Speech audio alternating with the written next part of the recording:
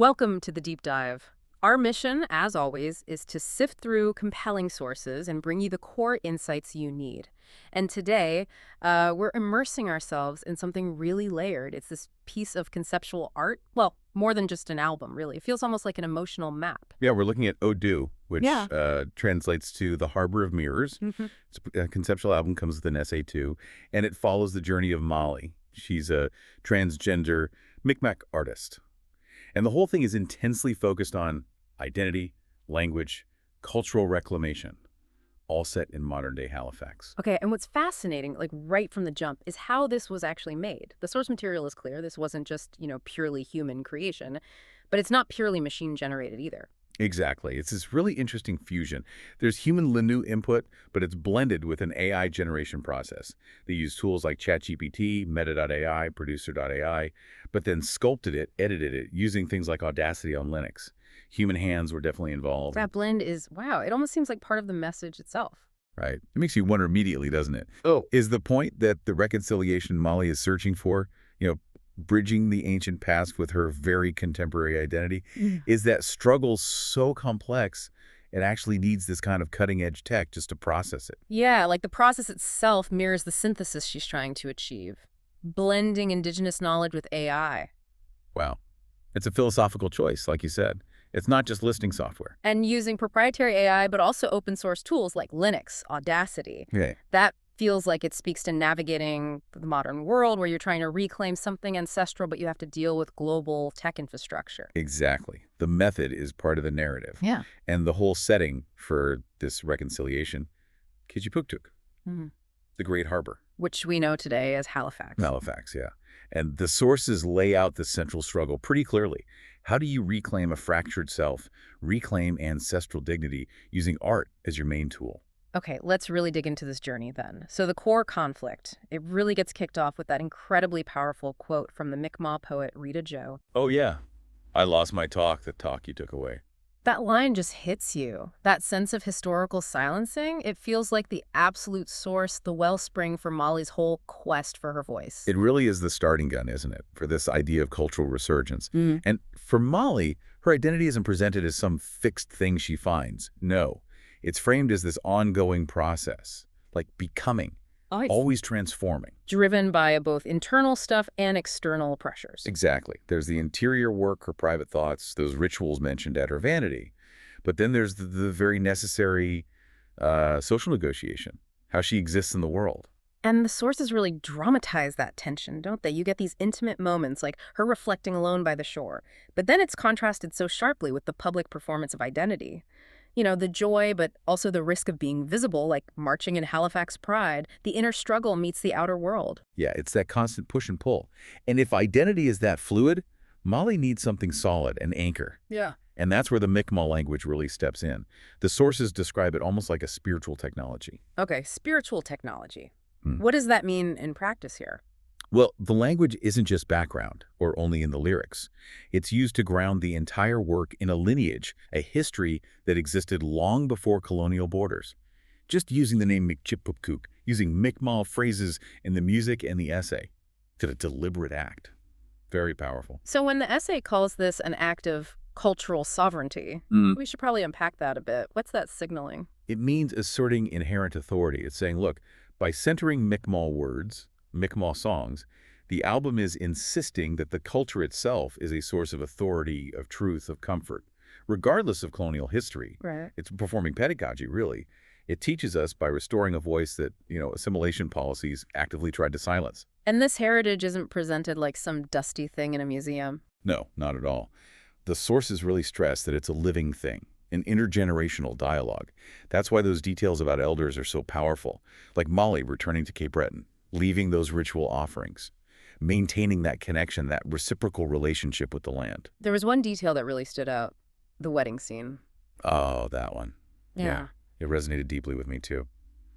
Molly attends a wedding, and an elder actually recognizes her, calls her by her childhood name. Wow. Think about the weight of that. For a trans person, transition involves such a fundamental shift in name and social recognition.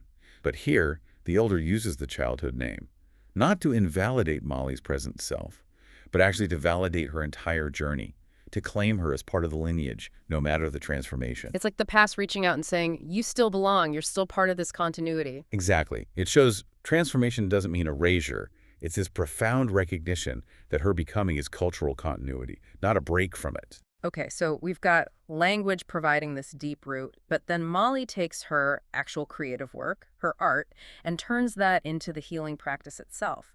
How exactly is art reframed here? You mentioned spiritual technology, but the sources also talk about it as ceremony. Yeah, it's defined very much as ceremony. The whole creative process becomes this ritualized way to process trauma and actually enact personal transition, moving like from a state of mourning something lost towards a state of meaningful memory and presence.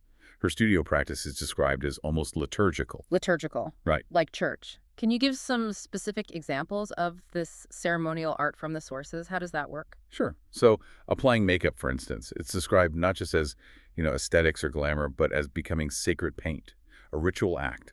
Photography isn't just taking pictures. It's called an ethic of witness, a deep commitment to seeing and documenting truth, bearing witness. An ethic of witness. I like that. And the sound itself. The sonic textures, they talk about blending raw hand drums, these layered vocals, recordings of the ocean. It all works together like a liturgy, guiding the listener through this emotional landscape.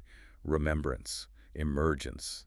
And this isn't just a private ceremony for Molly alone, right? Her studio. No, exactly. The studio space actually democratizes the healing. She photographs and documents other women too, indigenous, queer, immigrant women, taking their very private stories and turning them into public, witness testimony. Which ties right back to that idea in the essay that the art here is also social work, pedagogy, and activism. It has a job to do. Right, and that's where the setting itself, 𝗧𝗕ᗕ𝗃, the harbor, really comes into play almost as a collaborator. Oh, absolutely, the Harbor of Mirrors. It's presented as both a character and a mirror, simultaneously. Yeah. The work really argues that belonging is geographic too, not just relational. The physical place holds memory. It reflects Molly's inner world, her inner tides, and also the complex layered histories of the city itself. The sources use so much water imagery, the tides, the fog, light reflecting. How does the physical nature of the harbor mirror her journey? But water is all about fluidity, isn't it? Yeah. And continuity. Fog obscures things, then it reveals them. The tides are constantly shifting, leaving, returning. That whole environment just perfectly supports the idea that identity is also never fixed, always in motion. It actively helps stage these moments of revelation, of reconciliation, because the landscape itself is dynamic, changing, yet always there. It holds space for that complexity. Exactly. And there's that one detail that just captures resilience so well. You remember the one-eyed fox? Ah, yes. Tell us about that. It's such a specific, grounding detail. Yeah. The sources mention Molly befriending this one-eyed fox at a local shelter. And this fox, imperfect, needing gentleness, it becomes this symbol of resilience, of the beauty you can find in imperfection. It reinforces that whole idea that self-acceptance isn't about reaching some perfect state, but is found in embracing vulnerability, embracing the parts that are maybe a bit broken or scarred. And the harbor can hold all of that.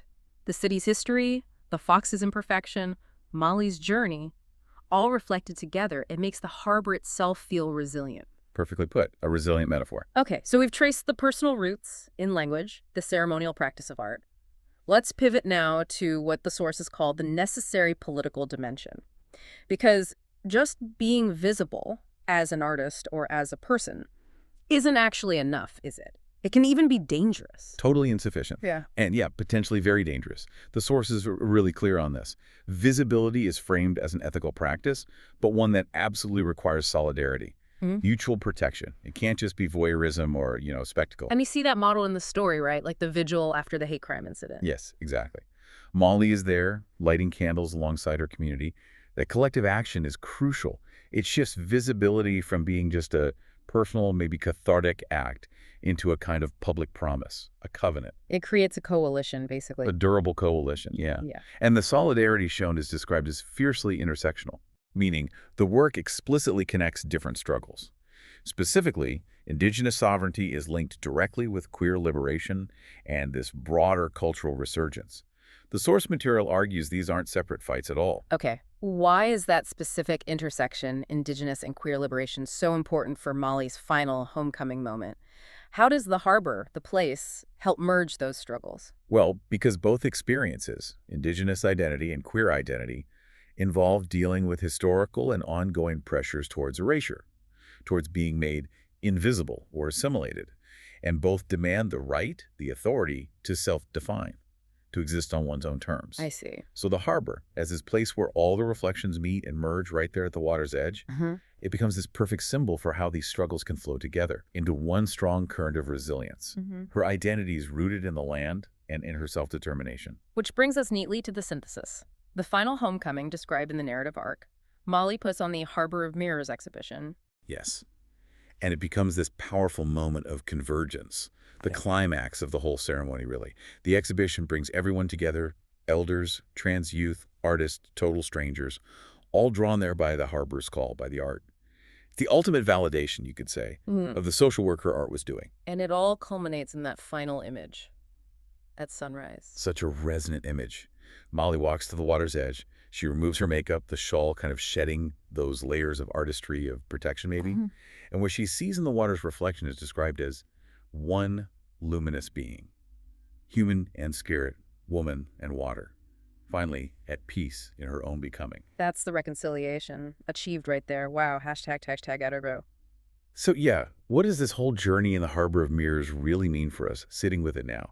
I think it offers this really profound argument that belonging, whether it's belonging to yourself, to your community, or to the land, it isn't something you just find or declare one day. It's something you actively make. You manufacture it day by day through intentional practice. Practice like the songs, the offerings she leaves, the photographs she takes, the commitment to gathering with others. Molly's journey models this path to restoration that's deeply personal, yes, but also necessarily collective. And it's fundamentally rooted in the geography, in the place itself. that idea of intentional practice being key. It's powerful. The source material really elevates art here, doesn't it? Calling it not just aesthetics, but something with moral weight, something that is social work, pedagogy, and activism. Which leads us to maybe a final thought for you, the listener, to sort of chew on. If we accept this idea that art like this demands ethical work from its creator, well, how do we, as modern consumers of culture, tell the difference? The difference between just passively admiring an artistic representation of healing versus actively participating in the ethical solidarity, the actual work that the art seems to demand. That's a challenging question. It is something to think about maybe the next time you encounter a piece of art that claims to speak truth to power. What is it really asking of you?